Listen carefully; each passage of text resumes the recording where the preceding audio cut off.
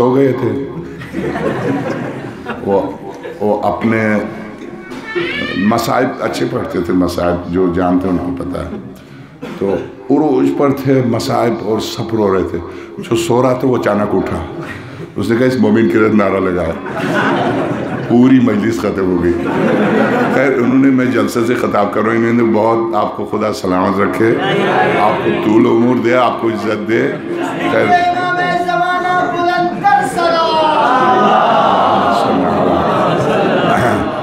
آپ نے مجھے نہیں مجمع کو جگایا، خدا آپ کو زندہ و سلامت رکھے مولا کائنات کے صدقے۔ اور ایسا لگتا تھا جیسے میں مجلس پڑھوں گا سب رونے والے۔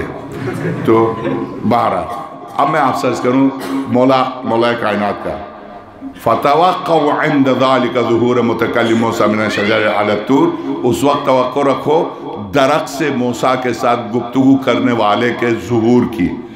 اس کا دوسرا حال کیا ہے؟ ارجح المطالب فی فضائل علی بن ابی طالب، سنی ہے جو آپ یقیناً بعض احباب جانتے ہیں بہت اچھی طرح، 200 سال پہلے گزرا، مگر حرم امیر المومنین نماز پڑھاتے تھے آیت اللہ سید احمد مستنبط۔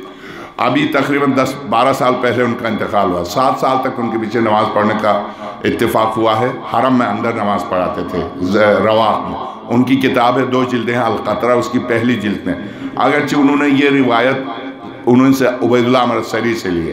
عبید اللہ عمر السری کی کتاب ارجح المطالب فی فضائل علی بن ابی طالب صفحہ نمبر 475 میں سرور کائنات معراج سے آئے، بس آقا میں نے ختم کیا، معراج سے آئے فَسَأَلُوا یا رسول اللہ بِأَيِّ لُغَةٍ خَاطَبَكَ رَبُّكَ، سرور کائنات فقال رسول اللہ صلی اللہ علیہ وآلہ خاطبنی ربی بلغت علی بن ابی طالب، میرے رب نے علی بن ابی طالب کی زبان میں گفتگو کی۔ یہاں تک تو کوئی مشکل نہیں ہے، آپ بھی سبحان اللہ کہیے، میں بھی کہہ دوں گا۔ اگلی منزل بہت مشکل ہے، لا ینحل ہے، میرے لیے بھی آپ کے لیے بھی۔ کون ہے پیغمبر؟ علمہ شدید القوہ، یہ پیغمبر ہے جس کو شدید القوہ نے اپنی شدت کے ساتھ علم منتقل کیا۔ وہ پیغمبر جو علم الہی کا پیکر علم الہی ہو، جمال و جلال الہی ہو، وہ یہ کہہ دے یا ربی اتخاطبنی انت ام علی، یہ اے میرے معبود یہاں تک بلا کے یہاں تو خطاب کر رہا ہے، یہاں بھی علی خطاب کر رہا ہے۔